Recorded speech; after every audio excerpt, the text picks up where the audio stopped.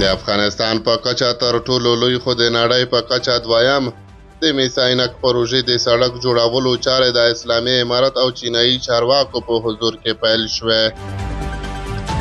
سلام ستړي مشئ پام وکړئ د یاران ټي وي یوټیوب چینل څخه تازه او مهم خبر ته.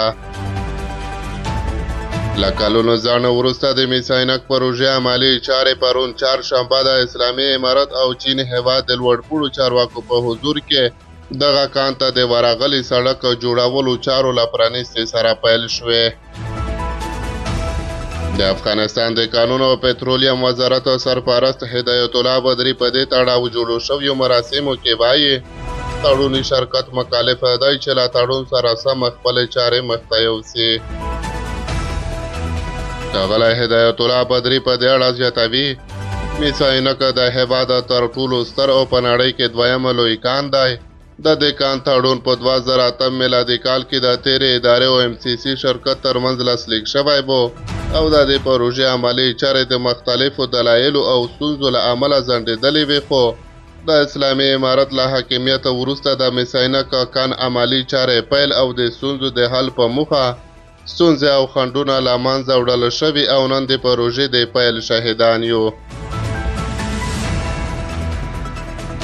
د ریاست الوزرا اقتصادي مرستیال عبدالغني برادر هم په دغو مراسمو کې وویل موږ پرون هم د میساینک پروژې په اړه له چینایي میلمانو سره ناسته درلوده او ورته مو روښانه کړه چې دغه پروژه موږ ته ډېر اهمیت لري او اسلامي امارت یې تر ټولو حساسو او مهمو لومړیتوبونو څخه ګڼي. د چین هیواد سفیر ژاو شینګ په دغو مراسمو کې د میساینک پروژه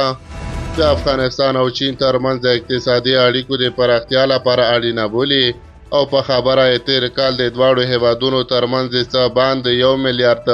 په ارزښت سوداګریزه راکړه ورکړه شوې ده. د ژاو شینګ په خبره هیواد یې له ملګرو ملتونو او نورو هیوادونو سره په همغږۍ د افغانستان د ثبات او پرمختګ لپاره هڅې کوي. په افغانستان کې د چین سفیر په دې هکله وایي د میساینک کان د سړک جوړېدل د دې پروژې د راتلونکي پلانونو د عملي کولو لپاره مهم دي او کان کیندنې ته لار پرانیزي او د میساینک پروژې لپاره یو بنسټیز ګام دی.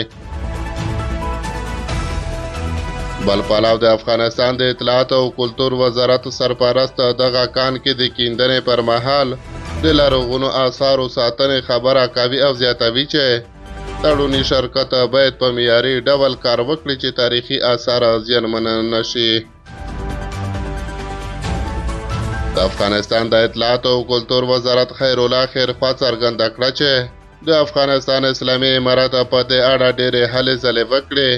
او د دې تاریخي آثارو د ساتنې لپاره په هغو لارو چارو بحث وشو چې وشو کولای له دې کان څخه ګټه واخلو او همدلته د تاریخي آثارو ساتنه وشي او تخریب نشي. په دې اړه د چین جمهوریت له مسؤلانو هم مننه کوو چې په دې اړه مختلفې طرحې وړاندې کړې او موږ هم بېلابېل بحثونه وکړل. په پای کې دې هوکړې ته ورسېدو چې دغه کان د سر له لوري نه بلکې له یوې څنډې د غره منځ ته ننوځي او استخراج د مسو وشي او هلته تاریخي آثار هم په خپل ځای پاتې شي. بلخوا د چین د اطلاعات او کلتور وزارت د فرهنګي چارو مرستیال لیکن په دې هکله وایي د میساینک سیمه تاریخي مخینه لري او د ګرځندوی لاسي صنعت فرهنګي پراختیا او د ورېښمو لارو برخه کې له ځانګړي ارزښته برخمنه ده. مننه کوم چې د افغانستان حکومت د تاریخي آثارو څخه ساتنه کوي او هڅه کوي چې د دولتونو او په نړیواله کچه د میساینک آثارو ساتنه وکړي. زه باور یم چې د افغانستان او چین ترمنځ په فرهنګي برخه کې همکاري کولی شي نړیوال فرهنګ ته وده ورکړي او د دواړو هیوادونو ترمنځ اړیکې پیاوړې کړي. د یادولو ده چې د میساینک کان پروژه د هیواد یو له سترو پروژو څخه شمیرل کیږي چې 15 کاله وړاندې له یو چینایي شرکت سره د استخراج تړون لاسلیک شوی و، خو تر اوسه عملي چارې نه وې پیل شوې.